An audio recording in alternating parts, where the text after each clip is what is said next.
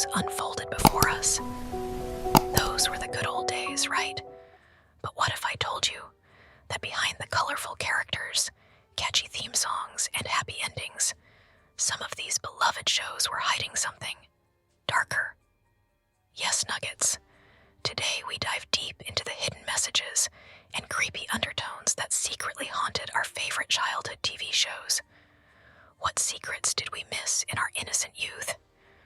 What dark meanings lurked beneath the surface, masked by innocence and nostalgia?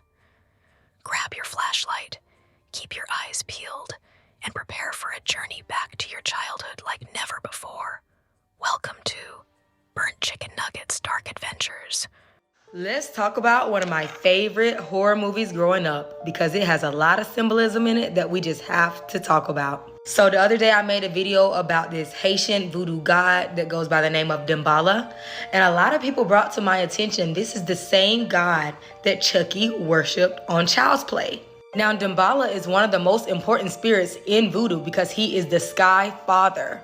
And in Chucky, whenever Charles Lee Ray was getting caught by the police and he got shot, he transferred his soul over to the closest thing that was near him, and it was the good guy doll. And the way he transferred his soul into the good guy doll was with this mystical amulet called the Heart of Damballa. And this amulet is associated with the voodoo spirit Damballa. And it says when invoking the spirit of Damballa, great dark clouds will manifest in the sky and powerful bolts of lightning will strike while doing this chant. So y'all remember whenever Chucky was transferring his soul over, he would do that chant and it would start to like storm. And a lot of people was like, how did Chucky even have access to voodoo? Y'all remember this scene whenever Chucky went back to this man's house and unalived him? He was his voodoo practitioner who taught him everything you know. And that is a prime example of why you don't teach everybody this magic. Because everybody don't use this stuff for good. Prime example. So if you want to learn voodoo and all this and you want to teach people voodoo, just think about this. He taught Charles Lee Ray voodoo and look what happened. He came back and unalived him when he didn't get what he wanted. Now on Child's Play, he mentioned this amulet and Damballa numerous amount of times. And then on The Bride of Chucky, it shows how, they were going to find the amulet, him and Tiffany, because he turned her into a doll as well. So the whole time on The Bride of Chucky, they're basically trying to find Charles Lee Ray's body and where he was buried because he was buried with the amulet on his neck. So they're trying to get way to his grave, but it's difficult because they're dolls and they can't necessarily drive. So they got somebody to take them to the grave so they can get the heart of Damballa off of Charles Lee's body and transfer their souls over to a human because, they don't want to be dolls anymore. So I just really think that was just so cool because I never thought about it. Like, I didn't realize how much this movie was based on voodoo until I look back at it and I'm like, wow, like this movie is literally based off of voodoo god because he wouldn't have became a doll if he didn't use the chant or have the heart in Damballa.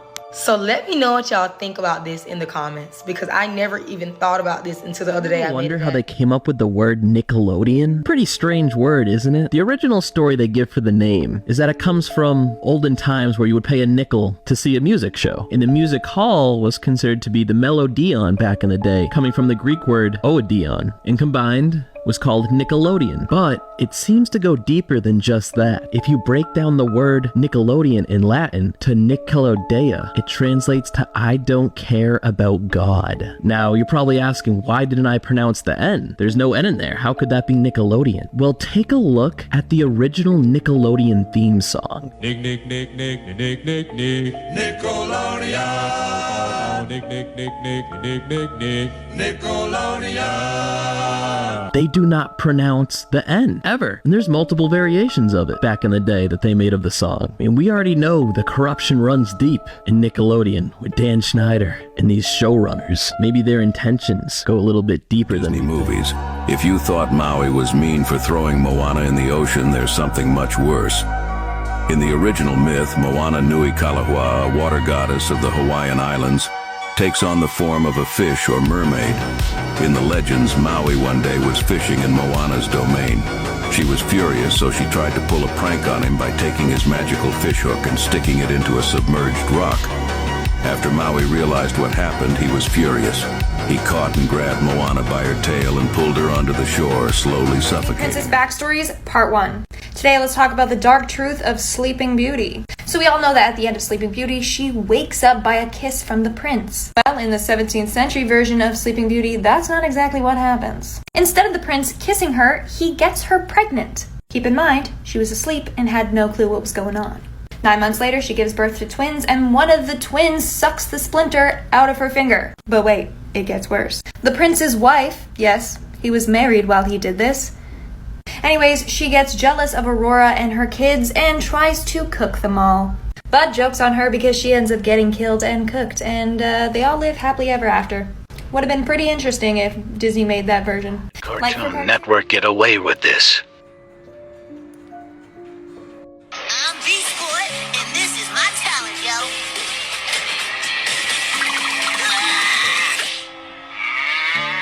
I's the milkman, yo, and you gonna drink some milk. Moo! Milk on your face. Milk on your face. Milk on your face. And milk on your face.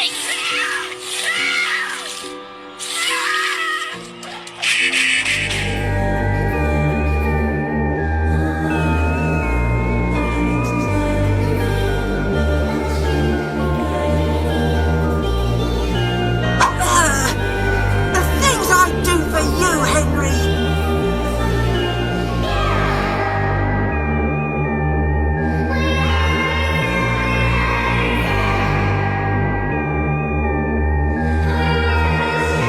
Is that your favourite book, Henry? Yeah, look at this!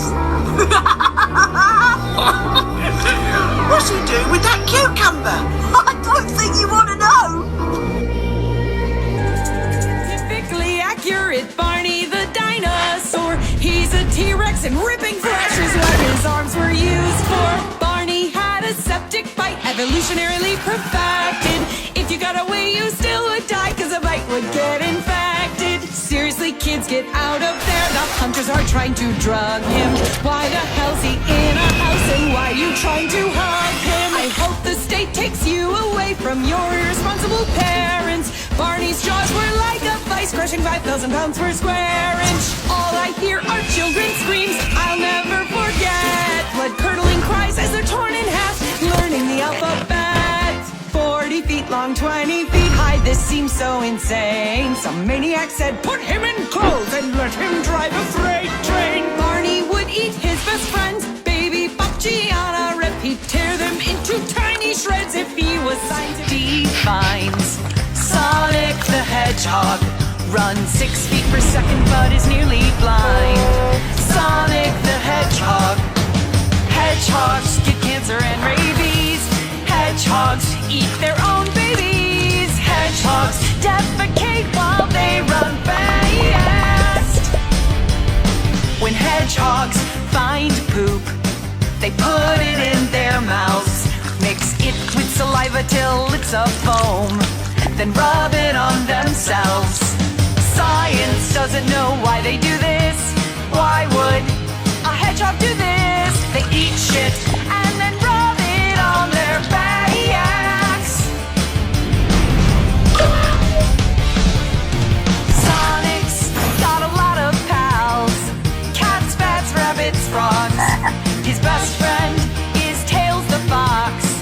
But foxes eat hedgehogs. Really committed one of the wildest forms of gaslighting. I don't ever want it to be forgotten. It all started in a nature documentary from 1958. It was called White Wilderness. It even won an Academy Award. Now, not so fun fact, a lot of nature documentaries are misleading or just straight up fake.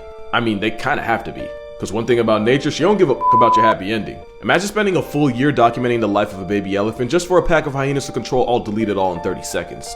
So yeah, docs cap a lot, but none did it as hard as this one right here. This is a lemming, and I feel like half of y'all already know where this is going. The most infamous part of the Disney documentary was a scene where the lemmings all decided to self-log out of life by jumping off a cliff. And for years, that's the rep they got for mass unalivings for seemingly no reason. Except, it was fake. All of it. First they filmed a bunch of lemmings on a turntable with snow on it. Then proceeded to chase them off a cliff, film it, and then said the lemmings did it to themselves. The thing is, lemmings actually will yeet themselves off cliffs, but they only do it because they can swim and they're looking for a less crowded area. Disney had us thinking they were offing themselves in groups. Even the dictionary done lied on them. Moral of this video, it would be Disney. When you hear me say I love you, or tell me, baby, or ain't you? And don't Oh, what's this I see? Betty Boop was inspired by a black woman? That's right. Let me introduce you to Esther Jones, who performed at the Cotton Club as Baby Esther.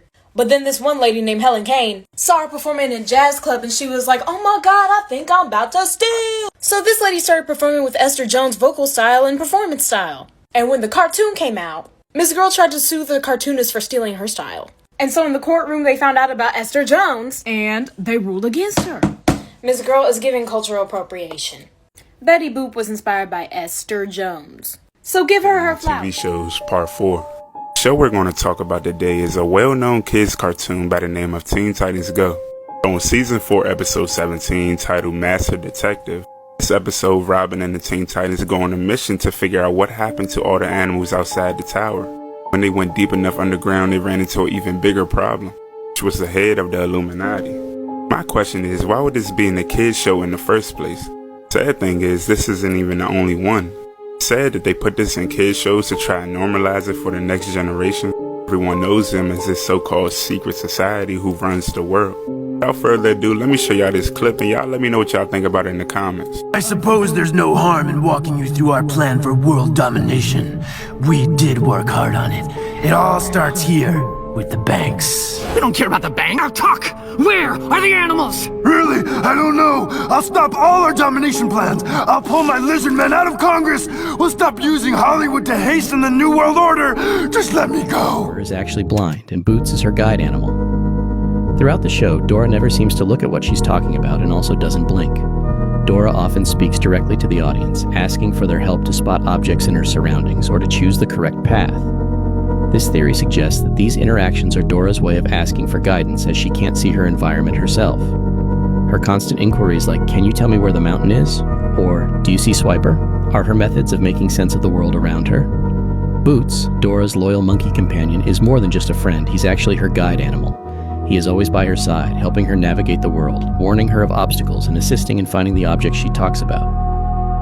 Boots' presence and his proactive engagement with the environment serve as crucial aids, making him an essential part of Dora's ability to explore. The map and backpack are also interpreted as specially designed tools to aid a visually impaired child. The backpack could be considered a resource kit, similar to a tactile backpack used by blind children, containing items that Dora might need to interact with the world. Darkest messages in a children's show that completely went over my head as a kid, and huge content warning ahead for themes of SA and consent. It might not be a surprise that this comes from the amazing world of Gumball, as it's known for sneaking in plenty of adult humor, but rewatching this one particular episode as an adult is really hard and honestly disturbing. I'm talking about season 1, episode 12, The Ghost, which again came out when I was 10 or 11, so everything completely went over my head, but it is impossible to miss now. The episode starts with Darwin and Gumball doing something that they love together, simply eating and sharing their lunches, and it goes out of its way to show you how fun this is for them. Like, look at their faces at the bottom. They absolutely love this. Until their lunch is interrupted by the ghost, whose name is Carrie, and she is upset because she can't eat food as a ghost. So she, wistfully says, oh, if only I could use someone's body, then I could enjoy the taste of food again. So Gumball volunteers himself to be possessed. This causes him to turn into this horrifying, sickly-looking creature that just runs around eating every single thing in its path, from entire restaurants to, hot dog vendor carts, and once Carrie unpossesses him the next morning, he wakes up on the sidewalk, covered in food, having gained a ton of weight, and full of regret. So after this first possession, pretty much every single remaining scene in the episode can be viewed as some sort of commentary on SA, particularly young men having dealt with SA, and I'm not claiming they do it well or even respectfully, as it's a kid show, they still add in jokes and goofy moments, but the creators had a very clear intention, and if you think that I'm reaching or stretching at all, just keep in mind the description that they chose for this episode is Gumball must learn to say no when Carrie the Ghost uses his body against his will. So I'm just going to rapid fire through some scenes that have very clear parallels with the real world in this context. It's Carrie! She made Gumball go on a crazy junk food spree. You got to eat all that food? Awesome! No, it wasn't. I can't eat a thing after last night. Carrie's got a real problem. She made me eat until I passed out. I cannot let that happen again. Hey, Gumball. Feel like helping me eat the sandwich? Sorry, Carrie. I'm not sure I want to do that again. The cafeteria doesn't do refunds, Gumball. If Carrie likes going inside your body so much, we should make her inside somewhere she won't like. Just lock her here at school? Yeah, it's because we're having Thanksgiving whatever, you can have my body. No, Carrie, you cannot borrow my body. Then, I'll take it! This show is rated for 7-year-olds, but with context, those last few clips genuinely feel R-rated, and that's not even the worst part, because they decide to end the episode with this. Is it okay if she borrows your body for a crazy junk food spree? Yes. That sounded like a yes to me. No, Richard. No, that's a bad Richard. Stop it, Richard. Stop it! That is like beyond disturbing for a kid show. So I'm just really curious if you guys noticed this as kids or if you started watching it as an adult and immediately picked up on it. And also, are there any other episodes in the show that are like even close to as dark as that? Because I truly can't think of one, but maybe I just... years to realize this about Shrek. So we all watched Shrek growing up, and in the beginning of the movie, we can see our beloved donkey on this market together with Pinocchio. And that made me realize something shocking. Do you remember the story of Pinocchio? So in the Pinocchio movie, kids are being invited to the pleasure island, and they are even encouraged to consume as much tobacco and alcohol as they please there. I mean, look at this. Those are actual cigars, and they are throwing out those cigars like candy. And I couldn't believe what happened next. Shortly after, all those kids that fell for these temptations turn into a donkey, get imprisoned, and are sold. And in Shrek, the donkey always behaves so child and human-like. Coincidence? I think not! So that means Donkey was once one of the kids in Pinocchio that went to Pleasure Island. My childhood was a lie. This is the reason why this cartoon was banned from production. After a cold open, the theme song starts off each episode, and there is a lot to see in these 40 seconds. The visuals are stunning and colorful, and the theme song itself is nothing short of awesome. But a keen eye and ear might pick up some interesting things. For instance, in one shot we can see a figure, presumably Bigfoot, passing through the woods. But just for one quick frame, anyone who decided to blink during the intro might have missed him. We're also shown a smattering of Polaroids which have plenty of familiar faces, such as Blendin Blandin, the Summerween Trickster, and the giant pterodactyl that we saw towards the end. So if they commit to these images like they have thus far, it looks like we can expect some pretty interesting storylines down the road. But it's not until the very end of the opening that we're given the two most crucial secrets. Listen carefully as the music wraps up. Did you hear it? It's a whisper that seems to say, "I'm still here." Check it out again. But played backwards, it actually says 3 letters back. But why are they telling us that? Well, at the end of each episode, there's a coded message or cryptogram plainly displayed. But how do you crack it? Well, 3 letters back is your start. It references the Caesar cipher, which looks a little something like this. This can be used to decode the credits messages. Throughout the season, they've circulated through various ciphers to decode these credits messages, among others that are hidden inside the show. The credits messages are nothing major and mostly just fun Easter eggs, but these ciphers can be used to dig up some bigger mysteries. Which brings me back to the end of the opening sequence, just after we hear the reverse message. We are flashed with this. Explain it to them, because this movie right here is not child friendly. It's actually way more sinister than we thought. And before I ruin your childhood, I want to say that this video is for entertainment purposes only. Because if you guess this movie, Monsters Inc., then you guess right. Let's get into it. First of all, why is these monsters working at an underground facility in a secret city that the humans are not supposed to know about? I don't mean to say too much. Is this the same thing, right? Kids were extremely toxic to them because they needed the pure essence that the kids had. It could not come in contact with the kids because the kids were too pure. Do I even have to say too much? Can you even go to these facilities that are hidden cities that are blocked off, that might have to do with extraterrestrials going through the door to get that shit right here to power their city, right? They trying to steal the essence from the kids to power the city. You were a kid, you were so defenseless that if you were scared as a kid, that you were more scared than you were as an adult. So it was more energy. So that's why they went after the kids in the movie, because they wanted to take as much energy that they could to power their entire hidden underground cities. So the next time your baby said they seen a monster under their bed, you better believe them, because their third eye is open and yours is not. You already are a part of Angelica's imagination. They aren't real. None of them? Chucky died in the same accident that his mom died in. And that's why his dad is always so nervous and freaking out, because he has to deal with that. What about Tommy? Well, Tommy was a stillborn. And that's why Stu goes down into the basement late at night, making toys for the son he wish he had. That's why he's always depressed. What are you doing? Making chocolate pudding. It's 4 o'clock in the morning. Why on earth are you making chocolate pudding? Because I've lost control of my life. And the twins ended up being a miscarriage. It was early in the pregnancy, so Angelica didn't know if it was going to be a boy or a girl, so she just imagined both. What about Susie? Susie is real and going along with all of Angelica's crazy imaginations because it's her only friend.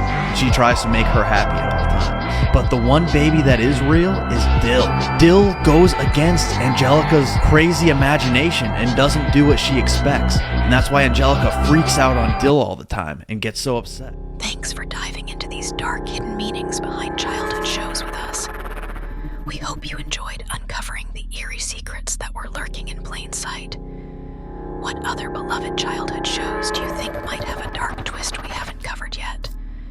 Let us know in the comments below, and we'll explore them together. Don't forget to like, subscribe, and hit that notification bell for more spine-chilling content. Until next time, stay curious and stay spooky. Did you hear that?